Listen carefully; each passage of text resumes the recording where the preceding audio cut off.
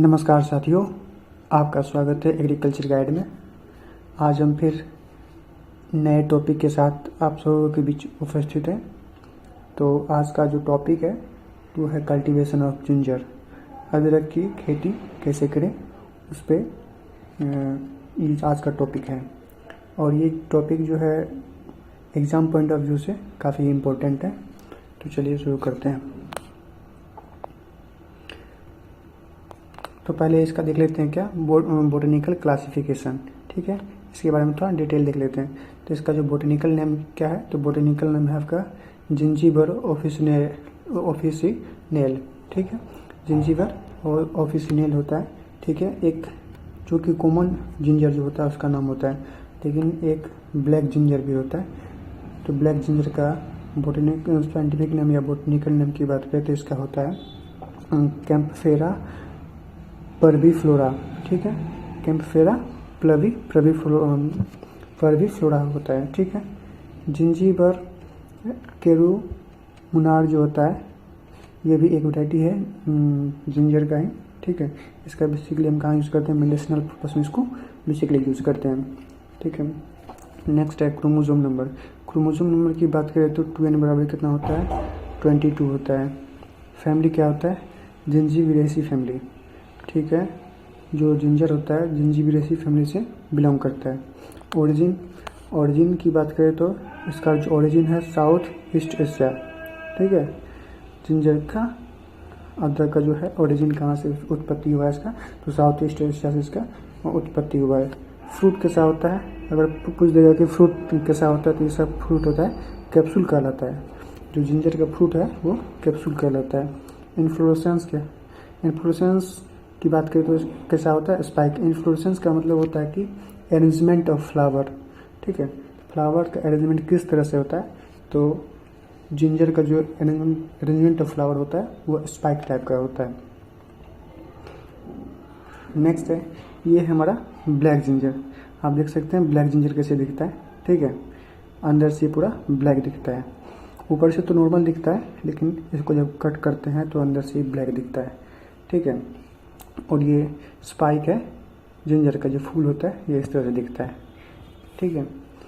Black ginger की बात करें तो ब्लैक जिंजर हमारे देश में इसका उत्पत्ति नहीं हुआ है। तो इसका उत्पत्ति की बात करें तो कहाँ पे, थाईलैंड, लासो, ठीक है।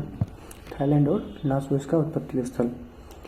और ये ब्लैक जिंजर जो है इसको मेडिसिन पर्पस के लिए भी यूज़ किया जाता है। बहुत सारी बीमारी को ठीक करने के लिए, ट्रीट करने के लिए ब्लैक जिंजर को यूज़ करते हैं। जैसे देख सकते हैं क्या इसमें, इन्फ्लामेशन, ठीक है, अल्सर जैसी बीमारी, गॉट, कोलिक, एब्सेसेंस, एलर्जी जैसी बीमारी को ठीक करने के लिए हम इसको क्या करते हैं, कंज्यूम करते हैं ब्लैक जिंजर का। नेक्स्ट है इंट्रोडक्शन की बात कर लेते हैं, थोड़ा और देख लेते हैं। जो इंडिया जो है लार्जेस्ट प्रोड्यूसर है वर्ल्ड में, किसका, जिंजर का। कोई किस तरह का जिंजर, ड्राई जिंजर, ठीक है। ड्राई जिंजर का सबसे ज़्यादा प्रोडक्शन कहाँ पे होता है, तो हमारे देश भारत में प्रोडक्शन होता है। पंजेंसी की बात करें, जब हम अदरक खाते हैं तो हमको थोड़ा तीखापन लगता है, तो वो किसके चलते होता है, वो जो केमिकल प्रेजेंट होता है उस केमिकल का नाम होता है जिंजरोल, ठीक है। जिंजरोल नामक केमिकल्स में प्रेजेंट होता है जिससे हमको तीखा लगता है। और जिंजरोल की बात करें तो जिंजरोल का कंपोजिशन की बात करें तो ये बना होता है डाएलाइल डाइसल्फाइड, ठीक है। इसमें डाएलाइल डाइसल्फाइड नामक केमिकल प्रेजेंट रहता है जिंजरोल में, ठीक है। और वो जिंजरोल रिस्पॉन्सिबल होता है पंजेंसी के लिए, मतलब तीखापन के लिए। अब एरोमा की बात करें, एरोमा का अर्थ मतलब उसमें जो खुशबू आता है, ठीक है, उसका जो जिंजर का जो खुशबू होता है तो वो किसके चलते होता है, जिंजीब्रेंस के चलते, जिंजीब्रेंस और ये जिंजीबेरोल के चलते, ठीक है। ये दो केमिकल जो है ये रिस्पॉन्सिबल होता है किसके लिए, एरोमा के लिए, खुशबू के लिए, ठीक है। और हमारे देश की बात में, हमारे देश में सबसे ज़्यादा जो प्रोड्यूसिंग स्टेट है वो कौन सा है, केरला। केरला में सबसे ज़्यादा जिंजर का प्रोडक्शन होता है, ठीक। It is use for the preparation of the ginger oil and oleoresin, ठीक है। इसको साथ में इसको तो कंज्यूम करते हैं और इससे हम जिंजर ऑयल और ओलेरोसिन भी बनाते हैं, ओलेरोसिन का भी प्रोडक्शन करते हैं। ठीक है, जिंजर ऑयल और ओलेरोसिन का प्रोडक्शन करते हैं। ठीक है, it is use carminative and stimulant. ठीक है, कर्मिनेटिव और स्टिमुलेंट के तरह भी इसको हम यूज़ करते हैं। ठीक है, they can also be steeped in the boiling water to make ginger tea. ठीक है, आप जिंजर टी बनाने में जब अदरक की चाय बनाते हैं तो उसमें क्या करते हैं, अदरक का यूज़ करते हैं, तो उसको इसलिए इसका यूज है। ठीक है, तो जिंजर का हम कहाँ कहाँ यूज़ कर सकते हैं वो बताया हुआ है। पहला क्या है, जिंजर ऑयल बनाने में, दूसरा कहाँ पे, ओलेरोसिन को प्रोड्यूस करने में। ठीक है, स्टिमुलेटिव का यूज़ करते हैं इसका। ठीक, और आपको जब जिंजर का अदरक वाली चाय बनाते हैं तो उसमें भी इसका यूज़ करते हैं। ठीक है, नेक्स्ट है, आप जिंजर को ग्रो होने के लिए किस तरह का क्लाइमेट जरूरी है उस पर देखते हैं। तो क्लाइमेट आपका होना चाहिए कहाँ, जहाँ पे एनुअल रेनफॉल एटलीस्ट 1500 से 3000 mm होता है। ठीक है, उस एरिया में जिंजर का कल्टीवेशन काफ़ी अच्छा होता है। सॉइल की बात करें, सॉइल जो है आपका वेल ड्रेन होना चाहिए। ठीक है, पानी का मतलब खेत में पानी का बहाव अच्छी तरह से होना चाहिए। पानी का खेत में अगर रुक जाता है, ठीक है, तो फिर प्रॉब्लम देगा, जैसे कि सैंडी लोम सॉइल। ठीक है, clay loam soil, red loam और लेटराइट सॉइल जो होता है, ये सब लेटराइट लोम सॉइल, ये सब सॉइल जो होता है जिंजर कल्टीवेशन के लिए काफ़ी अच्छा होता है। प्रोपागेशन, अब इसको हम प्रोपागेशन की बात करते हैं। अगर इसको प्रोपागेशन कैसे करेंगे, तो जिंजर का जो प्रोपागेशन करने का जो मेथड होता है, जो प्रोपागेटिंग मटेरियल यूज़ करते हैं, वो क्या कहलाता है, वो है राइजोम। ठीक है, और राइजोम को क्या कहते हैं, बिट्स बोलते हैं। ठीक है, जिंजर के जो राइजोम होता है उसको क्या बोलते हैं, बिट्स बोलते हैं। ठीक है, एक बिट्स का लेंथ कितना होना चाहिए, 4 से 5 सेंटीमीटर। ठीक है, अगर एक जिंजर का लेंथ 4 से 5 सेंटीमीटर है तो वो कल्टीवेशन के लिए काफ़ी अच्छा है।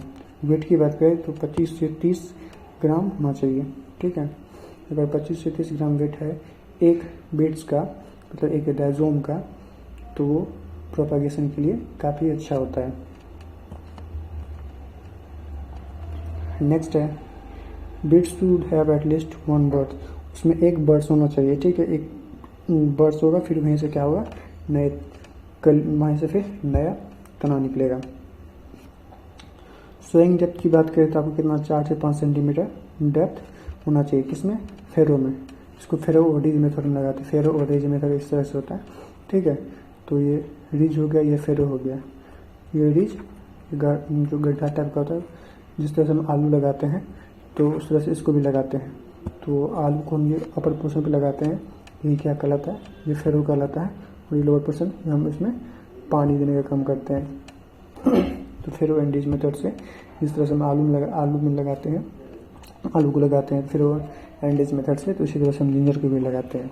ठीक है, नेक्स्ट है, प्लांट टू प्लांट डिस्टेंस की बात करें तो 20 से 25 सेंटीमीटर होना चाहिए। ठीक है, लैंड प्रिपरेशन की बात करें तो आफ्टर द समर रेन, जिससे रेन खत्म हो गया, रेन के बाद क्या करते हैं, हम लैंड प्रिपेयर कर लेते हैं उसको सोइंग करने के लिए। सीड ट्रीटमेंट की बात करें तो इसको हम 5 ग्राम सूडोमोनास से, ठीक है, सूडोमोनास से हम क्या करते हैं, इसको ट्रीट करते हैं, सीड ट्रीटमेंट करते हैं। कब, सोइंग करने से 10 दिन पहले। ठीक है, जैसे हमको आज सोइंग करना है तो क्या करेंगे, 10 दिन पहले क्या करेंगे, 10 दिन पहले हम इसको ट्रीट कर लेंगे अच्छी तरह से। ठीक है, नेक्स्ट है वैरायटी। बहुत सारा वैरायटी है जो भी कल्टीवेशन करते हैं, जैसे कि वर्धा हो गया, हिमगिरी हो गया, ठीक है, नदिया हो गया, मेंडन हो गया, ठीक है, टूडीन हो गया, रियोडी जेनेटियो हो गया। तो ये सब वैरायटी है। चाइना वैरायटी हो गया, ये सब क्या है, हमारा वैरायटी है। जो कि हम कल्टीवेशन में यूज़ करते हैं। अब हम जिंजर ऑयल की बात करें तो जिंजर अगर एक जिंजर है, जिंजर में ऑयल की कंसनट्रेशन कितना होता है तो 0.3 to 3.5% इसमें जिंजर ऑयल का कंसनट्रेशन होता है। ओलेरेंस की बात करें तो ओलेरेंस 3.5 to 9.5% होता है, ठीक है ओलेरेंस। स्टोरेज की बात करें मगर उसको अगर लंबे समय के लिए रखना है आपको तो आप जो है 12 से 14 डिग्री सेल्सियस पे उसको रख सकते हैं, ठीक है। ह्यूमिडिटी कितना होना चाहिए तो 85 से 95% तक रिलेटिव ह्यूमिडिटी होना चाहिए। अगर आप 10 डिग्री टेम्परेचर से बिलो रखते हैं तो इसमें क्या आ जाएगा, चिलिंग इंजरी आ जाएगा, ठीक है। और ये जिंजर जो है, ये जिंजर वर्ड जो है, जिंजर वर्ड को संस्कृत शब्द से लिया गया है, संस्कृत वर्ड से लिया गया है, ठीक है। तो वो संस्कृत वर्ड कौन सा है आपका है श्रीनगेवरा, ठीक है। श्रीनगेवरा का अर्थ क्या होता है, श्रीनगेवरा का अर्थ होता है डियर्स एंड लार्स, ठीक है। डियर का जो ये सिंग होता है, देखिए सिंग जो होता है एक ही सिंग में क्या होता है, फिर डिवाइड करके फिर नया नया इसमें ब्रांचिंग होते रहता है सिंग में, ठीक है। तो इसी तरह अदरक में भी होता है क्या, जैसे एक अदरक है तो इसमें नया नया बर्ड्स बनते रहता है, फिर इसमें बर्ड्स में फिर नया बर्ड्स बन जाता है। तो यहीं से संस्कृत वर्ड से इसको लिया गया है। नेक्स्ट है इसको तो ना ज़्यादा, अगर आप आपके मतलब सनलाइट नहीं है उधर, जहाँ पे सनलाइट नहीं है वहाँ भी लगा सकते हैं, क्योंकि क्या शेड लविंग प्लांट्स हैं। मतलब आज जैसे आम का पेड़ लगा हुआ है तो आम के पेड़ के नीचे क्या होता है, बहुत सारा शेडो होता है, तो आप आम के पेड़ के नीचे इसका कल्टीवेशन कर सकते हैं, ठीक है। हार्वेस्टिंग की बात करें तो अगर ग्रीन जिंजर हार्वेस्टिंग करते हैं और ये कब होगा, 6 मंथ से 8 मंथ आफ्टर द प्लांटिंग के 6 मंथ से 8 मंथ के बाद क्या कर सकते हो, ग्रीन जिंजर को हार्वेस्टिंग कर सकते हैं। अगर वेजिटेबल पर्पज से इसको हार्वेस्टिंग करना चाहते हैं तो 6 मंथ आफ्टर द प्लांटिंग के बाद क्या कर सकते हैं, हार्वेस्ट कर सकते हैं। अगर आपको ड्राई जिंजर लेना है तो 8 मंथ के बाद, सोइंग के 8 मंथ के बाद क्या कर सकते हैं, आप इसको ड्राई जिंजर ले सकते हैं। जब पत्ता इसका येलो कलर का कन्वर्ट हो जाएगा तो समझिए कि ये हार्वेस्टिंग के लिए तैयार है, ठीक है। एल्ड की बात करें तो रन फीड कंडीशन में इसका प्रोडक्शन थोड़ा कम होता है, इसका जो होता है 10 से 15 टन पर हेक्टेयर होता है रन फीड कंडीशन में। लेकिन वही अब इरीगेटेड कंडीशन में की बात करें तो 15 से 25 टन पर हेक्टेयर इसका प्रोडक्शन मिल जाता है, ठीक है।